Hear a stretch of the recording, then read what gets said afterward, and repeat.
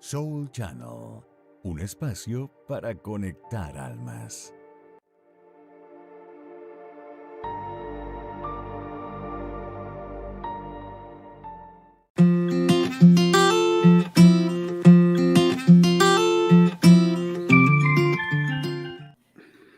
Hola, buenas tardes amigos YouTuber.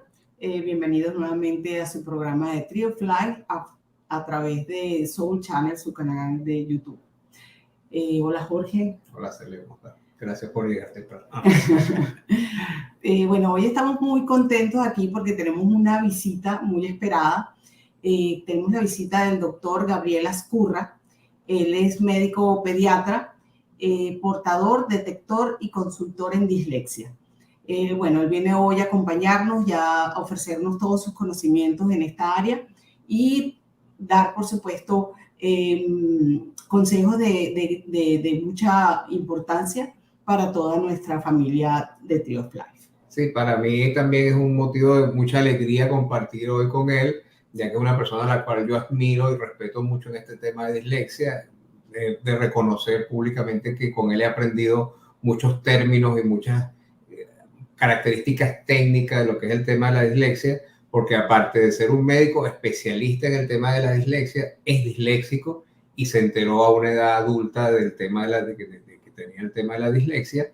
Y bueno, eso nos ha unido mucho en muchas actividades que hemos realizado juntos y nos va a seguir uniendo. Y bueno, sin más ni más, bienvenido Gabriel a nuestro programa. Hola, buenas noches, Jorge Luis y Celia, un placer enorme estar compartiendo esta actividad para difundir sobre dislexia, para aprender juntos y compartir con amigos, que es lo que lo hace tan especial. La admiración y el respeto es mutuo para los dos por toda su trayectoria. Gracias. Espero que estén muy bien y ojalá la próxima sea como decimos siempre, que sea en forma presencial y que nos encontremos. Sí, bueno, pero también la unión y la magia del internet nos permite poder tener una transmisión en vivo desde Miami, Argentina, y podamos unir... En el momento que sea, exacto. Eso también, sí. También es muy bueno y también pues, nos permite llegar a muchas otras personas en el mundo que pueden tener valiosa información en el programa que estamos realizando. Exacto. Gabriel, yo quería empezar el programa hablando un poco porque se dicen muchos conceptos y se manejan muchas características y muchas cuestiones acerca de lo que puede ser la dislexia. Tú como una persona que vives con la dislexia día a día, pero no solo porque eres disléxico, sino también porque por tu especialización médica es hacia esa área de la dislexia. ¿Qué conceptos nos pudieras tú dar de forma sencilla y cuáles pudiesen ser las manifestaciones de forma sencilla para que lo podamos entender todos sin esos términos a veces tan complicados que más bien nos enredan? Exacto. Bueno, justamente te iba a preguntar si querías la definición aburrida y complicada o la simple y clara. Tenemos que decir que la definición, a veces lo que ocurre es que si la información se suele dar con respecto a este tema, se suele dar incompleta o se suele dar distorsionada y genera muchas veces más confusión que información. Y eso hace que se pierdan muchas oportunidades, lamentablemente. Por eso, en los últimos años traté de especializarme en la comunicación de la dislexia, que no es lo mismo que aprender y saber solamente. Podemos decir que la dislexia, con el concepto aburrido, no se asusten, es un trastorno, es una condición más que un trastorno neurobiológico con raíces genéticas que altera la conciencia fonológica. No entendieron nada. Entonces, decimos que sea un trastorno, una condición neurobiológica, significa que tiene que ver en cómo funcionan las células de nuestro cerebro, de las personas que tenemos dislexia, en algunas partecitas de la corteza que están relacionadas con la lectura y la escritura. Que sea de causa genética significa que está en nuestros genes y que se transmite en forma hereditaria generalmente. Y que altera la conciencia fonológica significa que actúa sobre la discriminación de los sonidos del habla y eso tiene consecuencias sobre la lectura y la escritura. Bueno, esa es la parte aburrida. Ahora vamos a ver, te voy a mostrar algunas imágenes sobre lo que sería conocer y comprender la dislexia. Yo aprendí que solo conocer la dislexia y quedarte con la definición que cualquiera puede googlear no alcanza para acompañar a un niño que tenga dislexia, no alcanza para que un adulto pueda entender por qué se da la vida como se da, con tantas dificultades, con tantos obstáculos, con tanto esfuerzo. Es necesario comprender la dislexia, es necesario comprender todos los procesos que rodean a la dislexia para poder entender por qué las manifestaciones de la conducta, las distracciones, los olvidos, cómo funcionan, porque si no podemos comprenderlo, difícilmente podemos acompañar a un niño que la padezca. Tenemos que entender por qué. Podemos decir, entonces, de una manera más simple, que DIS es una dificultad del lenguaje. A veces receptivo y expresivo, que tiene que ver con lo verbal. Y otras veces, este procesamiento fonológico, que es la discriminación de los sonidos del habla, a lo cual, para cada sonido de la palabra, tenemos que poner una letra. Entonces, ahí se genera una discordancia en el aprendizaje de la lectura y la escritura. Si no podemos identificar los sonidos de la palabra, no podemos adjudicarle una letra a cada uno. Otros tienen una distorsión en el sentido numérico y el cálculo matemático, lo que se llama discalculia. Todo esto tiene que ver con un funcionamiento cerebral diferente y no tiene que ver ni con lo emocional, ni con lo psicológico, ni con la crianza, ni con si le gusta o no le gusta, como normalmente le llamamos. A nadie le gusta algo que le sale mal y a todo el mundo le gusta hacer las cosas donde uno es bueno.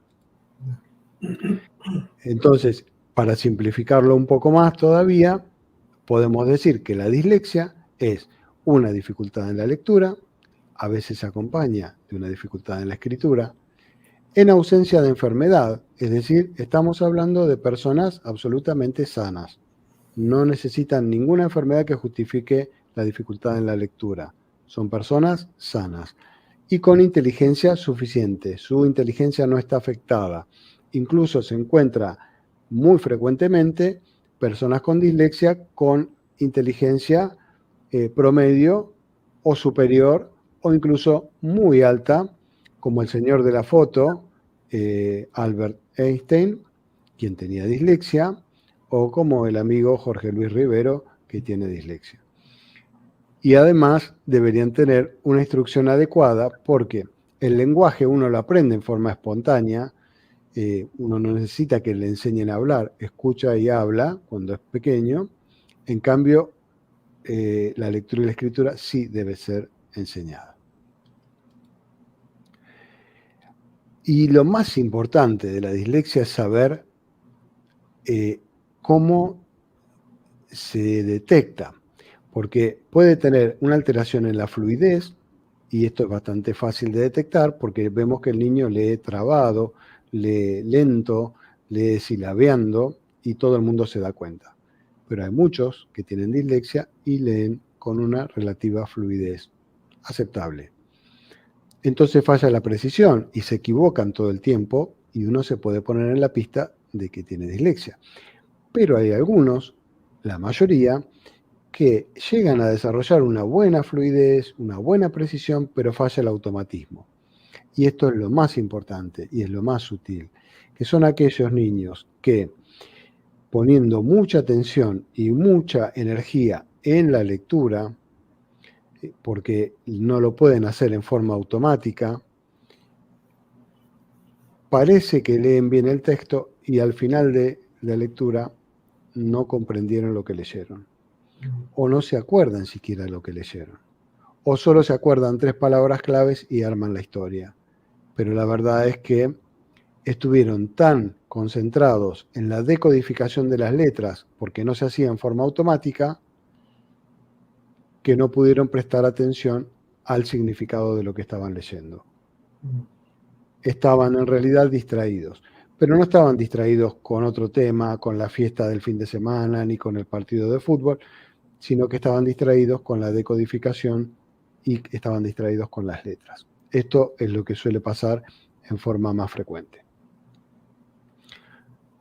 Espero no haberlos mareado con tanta información, pero es difícil en una sola definición poder expresar la dislexia para que lo puedan detectar las personas que no son especialistas. ¿Cómo lo detecta un padre? ¿Cómo lo detecta un docente que no está especializado en el tema? Claro, Sí.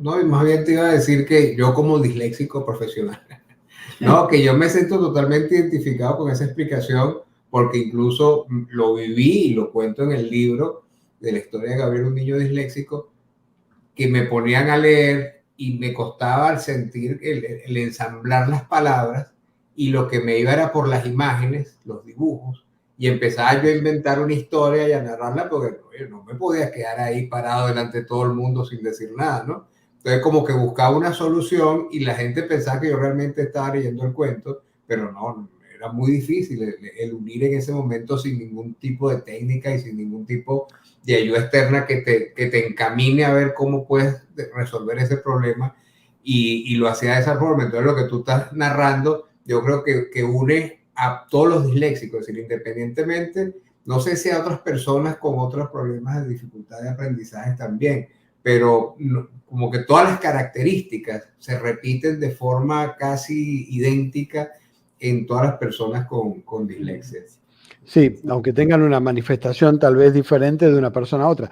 De hecho, se dice que no hay una dislexia igual a otra, porque hasta también se dice que la dislexia no existe, sino que existen personas con dislexia. Entonces, a cada persona le impacta diferente. Y entonces hay infinitas posibilidades de manifestaciones de dislexia. Por supuesto. Bueno, muy interesante tu comentarios. Me llama la atención de cuando hice la presentación que tú pones portador, ¿ok? Sí. Me encanta ese detalle en tu biografía. ¿Cómo ha sido tu experiencia como disléxico a través de tu vida? ¿Eres un profesional? ¿Cómo te diste cuenta y cómo has manejado esta condición? Bueno, lo manejé realmente como pude, desde el total desconocimiento, porque, como bien dijiste, tuve el diagnóstico de adulto después de haber terminado mi carrera, y si bien tuve en la escuela primaria no tuve demasiado problema, pero sí me sentía incómodo con la lectura, no me gustaba. Siempre aprobaba, pero no tenía nunca excelentes notas, y un poco igual el secundario, y en la facultad también, al punto que me costaba seguir el ritmo en los exámenes de mis compañeros, aunque yo les explicara a ellos y pudiera aprender más que ellos. Ellos al final, ahora retrospectivamente me doy cuenta, al final ellos podían hacer el repaso antes del examen, se sentían un poco más seguros, y yo no llegaba nunca al repaso rápido porque era todo leído. Entonces, luego ellos sacaban mejores notas que yo, o yo directamente no podía repasar y no me presentaba al examen.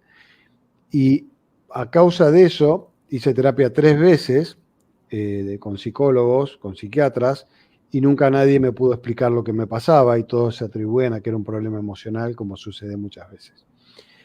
Recién después de trabajar durante 3 años en una institución como DIFAM, Argentina, la Asociación de Dislexia y Familia, después de 3 años de trabajar con especialistas, sintiéndome identificado con personas con dislexia, siendo que todos alrededor mío decían que era imposible que yo tuviera dislexia porque me había recibido y prácticamente no desaprobaba exámenes, un día tomé la decisión de hacerme las pruebas y comprobé que tenía dislexia. Entonces, ahí sí hice la conexión de que yo tenía un coeficiente muy alto, de que un esfuerzo muy grande, y a pesar de eso tenía calificaciones bajas. Aprobando, pero bajas. Cuando tuve que rendir la especialidad, cuando tuve que entrar en un hospital a hacer la especialidad, no pude lograrlo a través del promedio. Entonces tuve que, en lugar de tener una especialización prácticamente viviendo en el hospital con un sueldo durante 3 años, como hacen la mayoría, lo tuve que hacer por 5 años, pero ad honorem. Entonces, el día que yo tenía libre, el único día en la semana, tenía que hacer 24 horas de guardia en otro lado para poder ganarme la vida. Y todo eso nunca lo podía entender, no entendía por qué me pasaba, simplemente seguía adelante. Solemos ser muy resilientes, hasta que, bueno, después vino toda una reinterpretación de la vida a partir del diagnóstico y pude entenderme y aceptarme mucho más, habiendo logrado lo que logré con las dificultades que tuve, sin saber cuáles eran esas dificultades.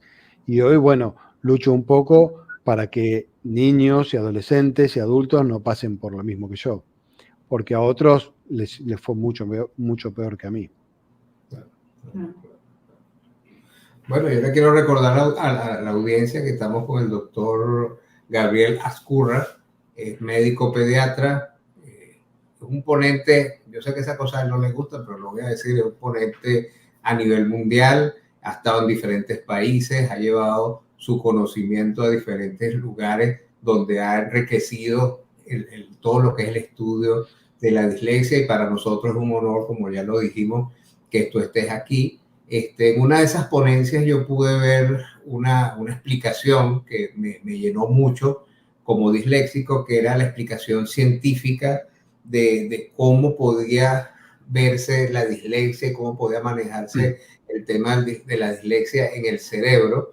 Y me parece que es un tema súper interesante si lo pudiéramos tocar un poco hoy, para que nuestra audiencia maneje esos conceptos y pueda entender un poco la dificultad que se presenta en el cerebro al momento de hacer todo el análisis para una persona o una lectura para una persona disléxica.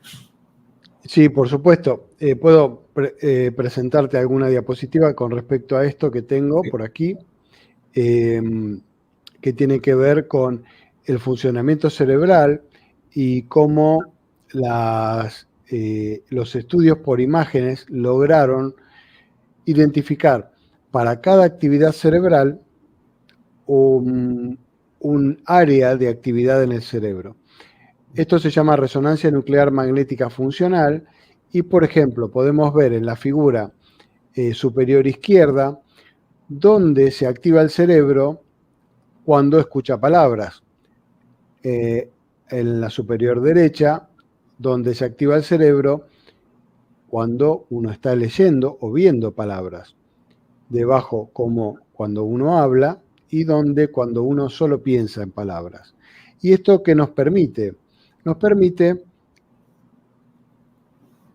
hacer un estudio comparativo de las personas que a la izquierda leen sin dificultad y las personas que a la derecha portan dislexia. Y lo que vemos es que las 3 áreas, la del área de la palabra, el área de los sonidos y el área de las imágenes, de las letras, se encuentran activadas en las personas que no tienen dislexia.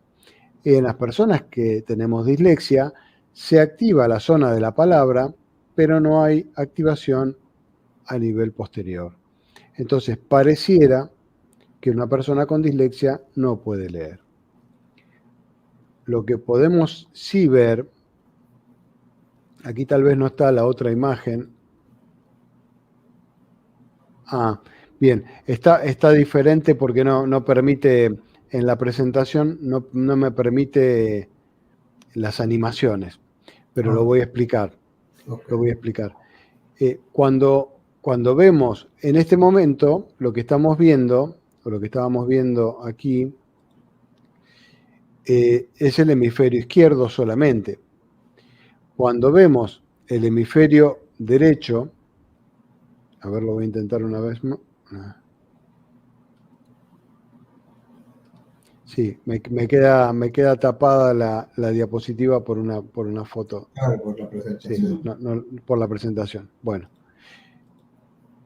lo que estamos viendo aquí es en el hemisferio izquierdo la diferencia, pero no estamos viendo el hemisferio derecho.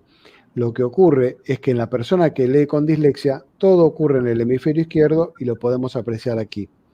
En la persona que tiene dislexia, como no hay recepción a nivel de las áreas posteriores, lo que hace el cerebro para poder compensarlo es enviar el estímulo al otro hemisferio. Y desde el otro hemisferio pasa a las áreas posteriores. Con lo cual hay un doble trabajo que se expresa en estos estudios como el triple de tiempo para hacer la misma tarea y un consumo de oxígeno 5 veces mayor. Esto produce que estos niños no se cansen, sino que directamente se agoten. Parece como que les apagáramos con una tecla o los desenchufáramos. Por eso, en muy poquito tiempo, se agotan y dejan de hacer la tarea. ¿Tú crees que esto que nos explicas de los dos hemisferios pudiese considerarse eso que siempre se ha dicho a nivel popular de que los disléxicos son zurdos o de que escriben en espejo? ¿Pudiera tener algún tipo de relación con eso que tú nos estás explicando? Sí, es un poco una teoría personal. No está demostrado científicamente, tiene que ver un poco más con la lógica. Pero sí, estadísticamente se demuestra que hay un número muy superior de personas zurdas y ambidiestras, lateralidad cruzada, lateralidad invertida, esto de confundir la derecha con la izquierda, confundir arriba y abajo, en personas disléxicas y no tanto en personas que no tienen dislexia. Por eso digo, no significa que porque uno sea zurdo va a ser disléxico, Claro. pero sí que es más frecuente la dislexia en personas zurdas o las personas zurdas entre la dislexia.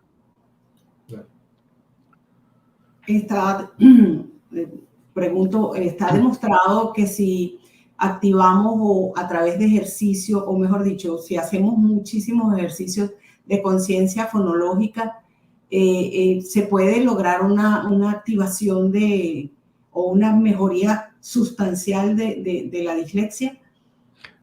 Totalmente. Y el futuro y todas las investigaciones apuntan a empezar a detectar niños antes de que entren en el primario, porque se detectó o se comprobó que los que empiezan lo que mismo que dice Celia, se empieza a trabajar la conciencia fonológica a partir de esa edad, hasta un 92% llegan a comportarse como lectores normales. Un porcentaje súper importante. Súper importante porque estamos hablando de lectura normal, ¿no? Exacto. Porque la mayoría van a mejorar, igual, todos van a mejorar. Todos van a mejorar y la mayoría va a pasar la escolaridad y hoy ya se habla de una redefinición de la dislexia, ya no desde la dificultad, sino desde las habilidades, de la creatividad, de la imaginación, de la parte artística o de la resolución de problemas o desciframiento de códigos que hacen que sean muy buscados los disléxicos en la NASA o en el Servicio de Inteligencia británico. Se considere hoy, según la investigadora Helen Taylor, como el pensamiento disléxico o pensamiento exploratorio, el factor de evolución de la especie. Entonces, siempre se termina compensando el tema de la lectura o en la mayoría de los casos. Pero cuanto más pequeños son detectados y más se trabaje, pueden llegar a pasar totalmente desapercibidos como un lector normal, aunque su cerebro funcione diferente. Claro. Claro. No, y es el caso de nosotros, precisamente una vez lo hablamos, lo hablamos en privado, de lo que es el tema de, por ejemplo, a mí me detectaron la dislexia de niño y a ti te la detectaron de adulto y es un tema para otro programa, pero es interesante lo que pudimos haber sentido los dos en su momento y las características de lo que se vivió en ese momento, ¿no? Y en base a eso que estoy hablando ahorita, de la importancia de que eso sea detectado en su momento y se le pueda dar ayuda, siempre sale la pregunta y nos las hacen constantemente, ¿qué característica, a qué edad, cómo me doy cuenta de que mi niño tiene dislexia, mi niño, mi niña? ¿Qué elementos pudiera, según tu experiencia, utilizarse para que un padre pueda, o un maestro, o quien haga sus veces, pueda darse cuenta de estas características? Bueno, tenía unas, si podemos pasar las últimas dos slides, tenía preparado justamente para eso unas imágenes que a veces necesitamos ser detectives porque en muchos casos, en la mayoría de los casos, que son estos que permanecen camuflados o perdidos, no se detecta la dificultad en la lectura. Y aparte, el padre o el docente no son especialistas en dificultades del aprendizaje. Se puede dar cuenta una psicopedagoga cuando lo mandamos, pero antes hay que sospecharlo. Por eso tenemos que comportarnos como detectives. Y si utilizamos la definición trastorno neurobiológico, no nos ayuda a darnos cuenta si el hijo tiene dislexia o no. Que tiene raíces genéticas tampoco. Entonces, claramente la definición no es suficiente para sospechar o detectar. ¿En qué nos tenemos que basar? Esto es importante para los padres o los docentes. Nos tenemos que basar. Lo fundamental, primero y fundamental, es una discrepancia entre la habilidad lectora o rendimiento académico y el coeficiente intelectual. Es decir, el padre se da cuenta que su hijo es inteligente, pero le va mal en el colegio. Y entonces, ¿qué dice? Mi hijo es vago. Cuando un chico demuestra en otras cosas que es inteligente y en el campo del colegio, en el campo escolar, no le va bien, lo primero que hay que pensar es en dislexia. Porque 4 de cada 6 fracasos escolares son por dislexia. Otras cosas que nos pueden orientar son antecedentes familiares, de alguna en la familia que haya tenido fracaso escolar, o haya repetido el grado, o lo hayan cambiado de colegio varias veces, o simplemente que también le decían el vago. Dificultades en la atención, en especial si es selectivo.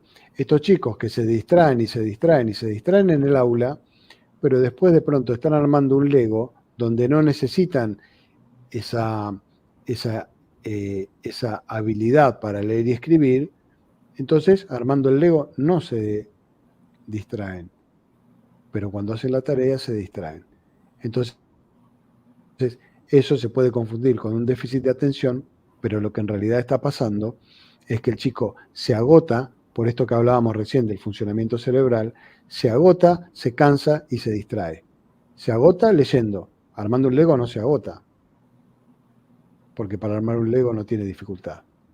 O dibujar, o pintar, o cualquier otra actividad.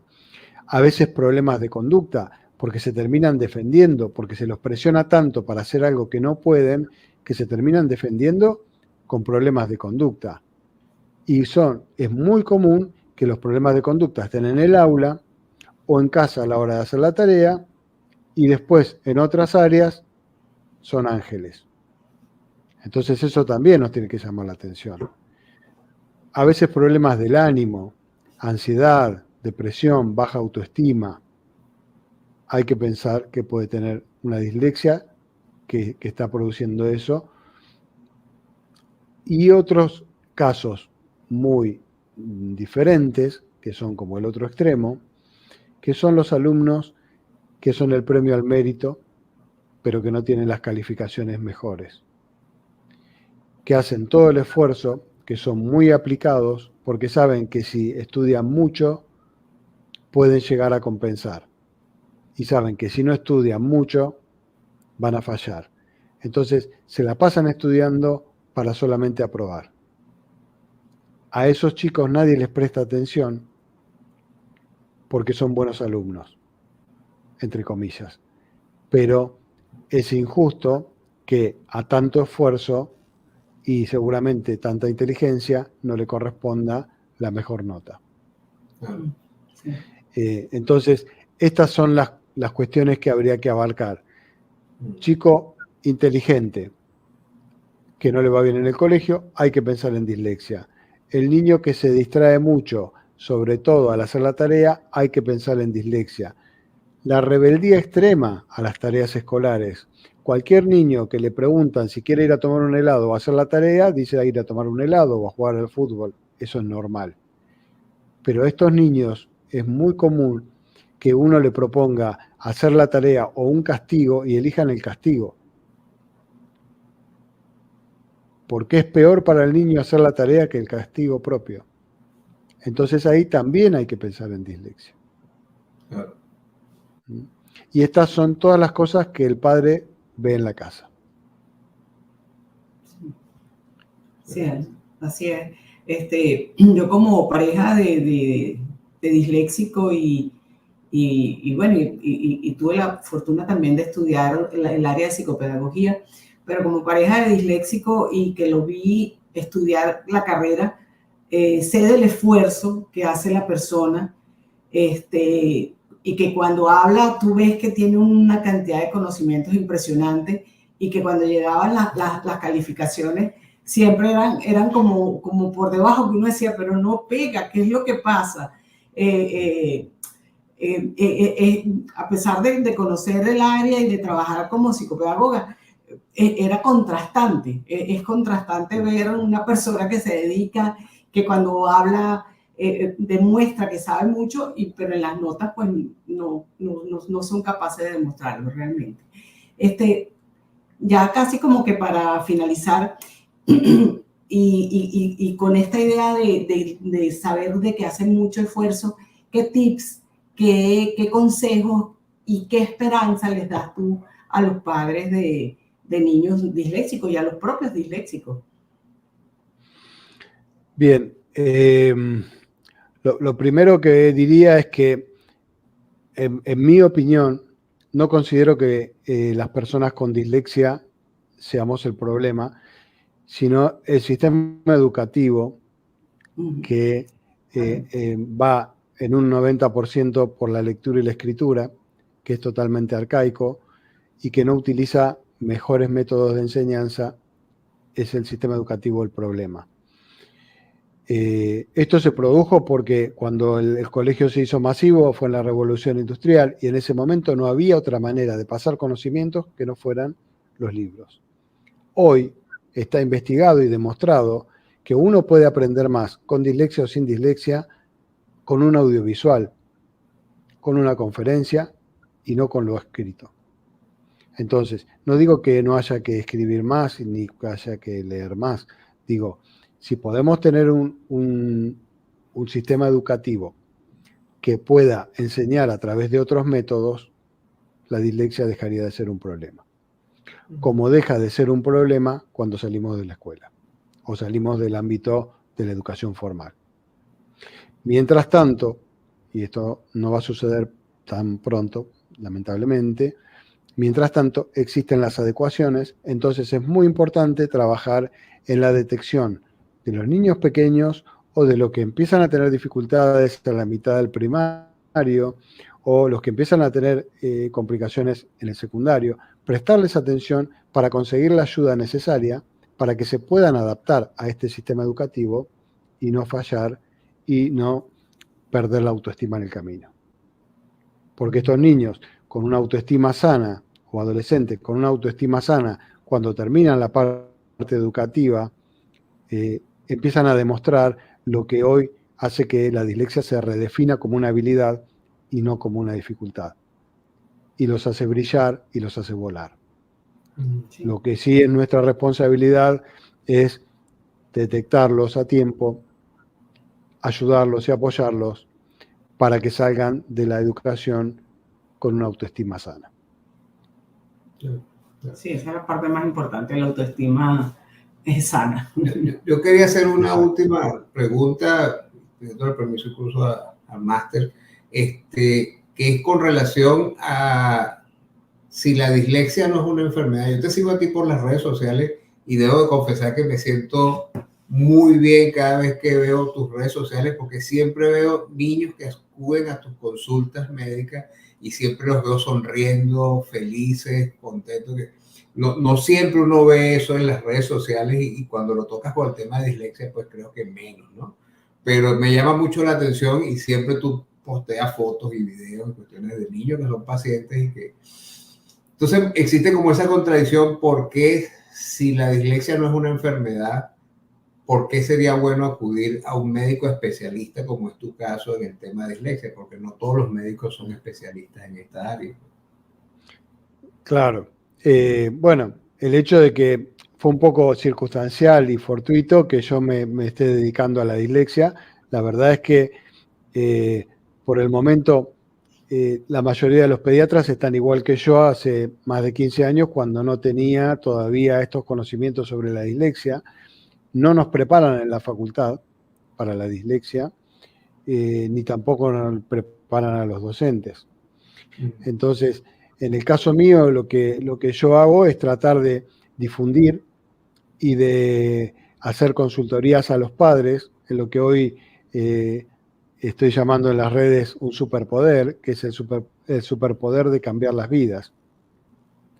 El poder de el superpoder de cambiar las vidas a través de la información correcta. La primera charla a la que asistí en DIFAM Argentina, iba sin saber exactamente qué iba a escuchar, fui más por acompañar a un amigo pediatra, y cuando esperaba escuchar una definición de dislexia, me encontré con una familia, con una pareja que hablaba de su hijo de 12 años, que después de 5 años de peregrinar por fonoaudiólogas, psicopedagogas, psicólogas, neurólogos, sin diagnóstico, comenzó durante 3 meses a acudir a la escuela llorando, a los 12 años, hasta que un día se planteó ante los padres y les dijo: yo así no quiero seguir viviendo. Un niño de 12 años. Entonces, luego de eso, encontró un especialista que sí le hizo el diagnóstico y su vida cambió. Y a veces lo que trato de reflejar en las redes es cómo puede cambiar una vida hacia la depresión o hacia la alegría. Más allá de lo académico, que también es importante. Pero la calidad de vida de un niño que le duele la panza todas las noches porque al otro día tiene que ir al colegio, a un niño que va feliz al colegio porque sabe que no lo van a estar juzgando y humillando todo el tiempo, es el poder de cambiar las vidas. Y eso fue lo que más me aturdió en ese primer día y en esa primera charla, porque dije, lo que está faltando es información y no puedo entender cómo en el mundo de hoy, con las posibilidades de informar que tenemos, esto no se sepa, porque no fue esa casualidad de ese niño, sino que lo vengo viendo en mayor y menor medida, en mayor y menor escala. Veo niños sufriendo, pero también veo el milagro del cambio y lo mágico del cambio cuando todo eso cambia, cuando el colegio se alinea con los padres, con los profesionales y todos trabajan por la educación verdadera, por la educación como un regalo, como debería ser. Así que bueno, a eso me dedico. Y entonces, en un momento también en forma casual, como suele pasar en la vida, trabajando en DIFAM y dando capacitaciones para los docentes, trasladé todo ese conocimiento a las consultorías para padres. Y el impacto que producía en las familias, cómo cambiaba la comprensión y cómo cambiaba el acompañamiento, me dejó impactado a mí. Y dije, me di cuenta que toda esa información no puede una familia con un niño disléxico no saberla. Y había familias que tenían 3 o 4 años de diagnóstico y que nadie se los había dicho. Así que bueno, a eso me dedico, a la difusión por todos los medios posibles. Así que les agradezco por esta oportunidad. No, gracias a ti. Muy valiosa tu contribución. No, y gracias, y que Dios te bendiga y te siga iluminando para que sigas ayudando en este mundo. Pues tus palabras a mí como disléxico me llegan y pienso que cualquier persona que lo escuche y esté interesada en el tema, pues también le van a llegar, porque es un tema muy importante que muchas veces lo dejamos pasar o lo queremos ignorar y no sabemos el daño tan grave que le podemos hacer a un pequeño genio, a una persona que puede dar mucho por el mundo y que simplemente por ignorar el tema, pues lo decapitamos, lo echamos a un lado, lo ignoramos y no es el deber ser. Y bueno, te quería dar nuevamente las gracias y bueno, estas pantallas siempre van a ser tuyas y muchas gracias. Sí, bueno, la verdad es que me quedo con ganas de seguir charlando, así que no faltará oportunidad para seguir ampliando. Claro, la Podríamos, segunda parte, la segunda podríamos, parte va a venir. vamos por la segunda parte. Exacto. Gracias. Ok. Bueno, gracias a ustedes. Buenas noches y buen fin de semana. Gracias igualmente. Gracias. Bueno, y como siempre, llegamos al final del programa. De verdad que ha sido un programa muy interesante con la participación del doctor Gabriel, quien nos ha dado una información súper interesante. De verdad que vamos a invitarlo nuevamente al programa porque siento que quedaron muchas cosas aún por tocar. Y como siempre, pues es un honor para nosotros apoyarlos en cualquier tema de neurodivergencia y en actividades de coach para poder apoyar a los padres en el proceso de formación a sus hijos. Estamos a la orden, nos pueden contactar a través de nuestras redes sociales. Y quería, bueno, con esto finalizar el programa, no sé qué. Bueno, no, como siempre, terminar con nuestro pensamiento. Muchas gracias al doctor Gabriel. De verdad que fue un programa muy emotivo el día de hoy. Pero bueno, para terminar, el pensamiento del día: cada paso adelante es un paso para conseguir algo más grande. No lo olvidemos. Muchas gracias.